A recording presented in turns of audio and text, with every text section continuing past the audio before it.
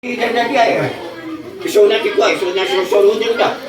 Yan na-storm ng malmos dapat adyaksyon na ako na nangaysta, di ba? Kaya, kasjay ti kaya't nagijay disipulos ka ni Kristo. Ngano maawan ni Iso Kristo nga pumanaw, awan yan ti kasjay. Ni Kristo yung salita na iso ti kasla nga masunsun yun da, iso ti kasla justification. Ngam kunan ni Kristo han, di ba? Kailangan mo sumangat, tinuhanak ka sumangat, hanbot nga bumabadya kong konti. Di ko nanay dyan, kumakama banana, disim banana. No apple ko nga, disim apple. Awante pagkaiba, dahil Kristo, kung dahil Holy Spirit nung bumaba. Kung iso na dahil Holy Spirit, iso dahil pa, dahil apay gamin. Awan nga ti pati, iso nga kunanang dahil nga, it is God who gave you the will to do good. Kung ano pa ito gamin. Tada tayo, awan siya mo tayo nga good. Bad Tikat lang ang incarnation tayo. Talagang nga bad. Ngumapay na kayo nga kunan ni Apo Jack ang kunan na siya. No, si Diyos talaga nga gitimod lang ka na kayo si Will. Tapos na makaaramit kayo sinasayaan. Sanctify kayo. Dahil yung ano ka na magalamit ka dinasayatap na masanctify ka, maligaya yun.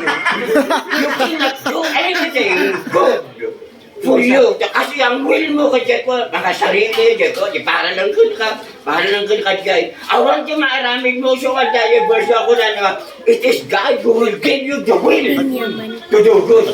Because without God, talagang awan di maaramid mo, will. Isumag ako na nangatutan, i-pray. Isang ako na napaiday nga, the natural mind, hana nga maunawaan ko, schedule, di ba? Sino din makaidot yung schedule yung makaunawa? The Holy Spirit, kahit yung baba niya po. Nung pumanaw kami ni Kristo, kasla maawan si Joy na pinag-disciple. Kasla mo, they will not be comforted. Kung nagkapa, yung pa ni Jesus, haan. Ano ba nga ba, nung sumangatak, bumabagay, comforted mo lang. Iso natin mong comfort ka na kayo. Iso natin mangilig ka na kayo. Dada kayo talagang mapukaw kayo na awan ng Diyos eh. You cannot do anything eh. So what can you contribute? Iso nga mo, garamit ka tinasayat at Diyos mo lang. Di ba? Iso diyan tiga po na apay nga naman tibrang nga. Basuray di. Dahil kapag tayo nga tao, uri man pa yung disipulo tayo, palpak tayo na tao. Pinato ba, kating maray, di na tayo Kristo. So, okay. Diyan tungkol sa salvation niya. Tungkol sa salvation niya, na inyong dati Holy Spirit tayo mamin. Tatang, hindi na rin it is sanctification. Process. Well, ang dati yung sanctification process. Una ni Apostle Paul, nga de kayat ko nga ramidon, may napintas, ang nga kaya. Jay, ano yung kaya? Kayat ko nga, hangpan kayat na rami. Hangpan ko nga, kayat nga ramidon. Apay nga maarami ko. Iso nga, di ay pumasok tayo dyan, sanctification. Di ba? Iso nga kailangan nga masang sanctify tayo, tama? Daily. So, ijay tayo dyan, sanctification lang, hirit, ligtas tayo. Gusto ba di ba baga naman ng Holy Spirit? Kung nga hantay mo pa na panigay sanctification. So, iso nga, ituloy tayo. Adya mamin routine na tayo, so ligtas tayo ng Holy Spirit. So ngayon, apan tayo dyan kung kunan ni Apostle Paul, tatlong madalanan dyan sanctification. Masang sanctify tayo. Dyan antitopic tayo. Ngayon, kung na tayo nga, hantay nga kaya manin, muna tayo lang timang sanctify, tipagin tayo. Ni-apo Diyos lang timang sanctify.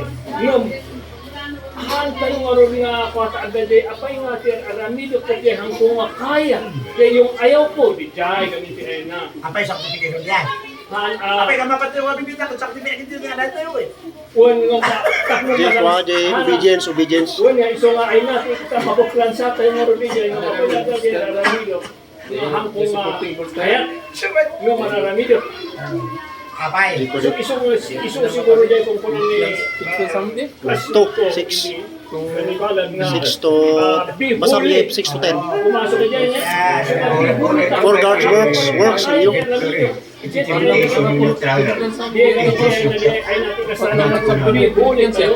To, chapter 2. Diyos rin ang nagawa ng paraon upang iyan ay 6 to 10, ano? Okay. One. Tama.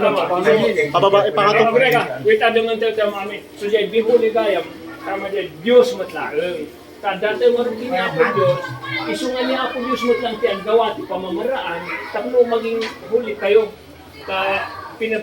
Masang-sanctify tayo ngayon ngayon daw, kung amo tayo nga tayo 3 class of holiness. Diba? Positionally, tatapit prasis tayo mat. Practical na. Puntahan tayo pa ilang na perfect. So, kasi lang, so nasolve siguro dyan isang sanctification. Huwag na natin i-consider kasi yung negative na ito. Bakit ako nagkasasala? Okay, I'll go back to what you said a while ago. May mga bagay na gusto kong gawin, pero hindi ko magawa. Bakit? Sabi niya Apostle Paul, I'm still in this. Ibig sabihin, when we are still in this, we are subject to sin.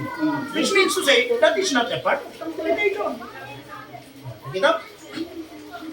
Yung Bible naman, preceptive will ni Lord yan, standard niya, na tayong mga anak niya, mamungay sa mga bilin niya, ganon.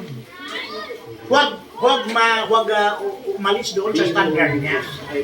Yes, but the reason of sanctification is sin na eh. We are in the flesh na eh. So kailangan ang masang sanctify tayo. So kailangan mabalin nga maisin na DJ sanctification kundi Oo nga, but sin tayo. we are under sanctification more of it. But kapag yung kami that is not a part of sanctification. No, it's a part of our lives. No? Nabubuhay tayo. Minsan, we disobey because of this. But sometimes, we obey the preceptive will of God na standard na nga pamumuhay natin. Something like sanctification. It's a part of sanctification. Why? Because the Holy Spirit is the one working in us. Okay, siguro matalakay natin, sublihan tayo na natin question. Ag-move tayo. Tanong baka meron pang comment? Balikan natin mamaya. Hindi siya matlaan kat siyempre impaliwanag mo mo kung di ay kwati danggi. So, tama ko na napakaliwanag. Pakaliwanag. May sanctification gawin nga rin takat. Siyempre, di amin tayo gawin kat managpaso. Ni Kristo lang ikilimang kumpubad gising tayo, di ba? Di kaba na. Tapos tayo na katanggap-tanggap ka ni Diyos Ama.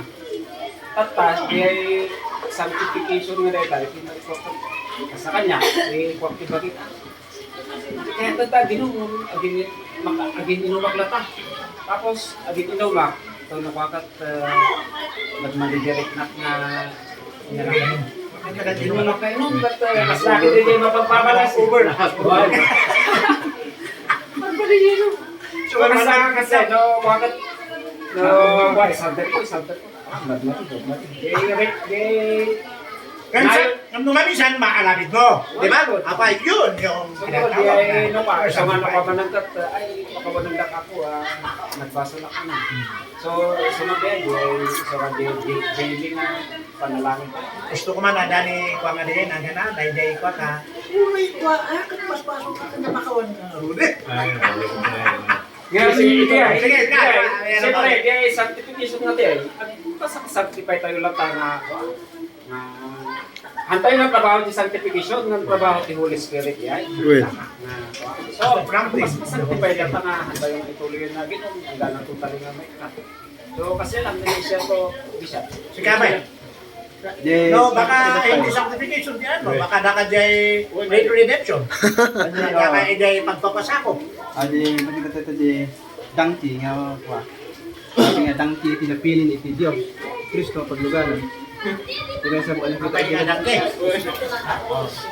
Kasi nga sa part of humbleness. Kasi ang inaasahan ng mga Hudyo at tayo paglugaran ng Panginoon kahit magarbo. Ang pang warrior kasi niya lambal. Mabalin na tayo position, but ano? Hindi kita mo pinibigyan. Ako na redeem. Kailangan ma-redeem pa yan. Because it is the dirt and animal. Ako rin, tapos ma-intindihan na na-explain na di ay nalpas yung explanation na di nga inside tayo na ijay na adal ko, ijay nga rami ka, ijay biyag ko kasi so nga, unahan tayo nga explainan. Reaction yun. Reaction tayo, insight tayo, o no reflection tayo, personal reflection. Okay. About sa sanctification naman. Kinyak siguro, kung naman About sa sanctification. Kasi nawatak, processing pa lang. Processing. kasi na jay biyag ko, kung naman jay reflection mo ito biyag. So, niya, kuna, in bagan niya Pastor Pablo Day, ka hand doing perfect. agpas-basol tayo pala. So habang agpas-basol ka, no, ang susublika ka ni Apo Diyos, masasanctified ka. Ito sanctification, siguro ito, yung sunod na kata kami, awan talaga ito part tayo, ito sanctification. It's God, ang Diyos na ang may trabaho doon. Yun ang, sunod ito, naagal ko ito. Awan ito part ito tao, ito sanctification na rin. Kahantibot na kaya, amang sanctified ko sa sarili ko. Ito sanctification. Additional man, di ko na ni Pastor Jomo. Ang dati ticket mo, di sinihan. Ticket mo, ha?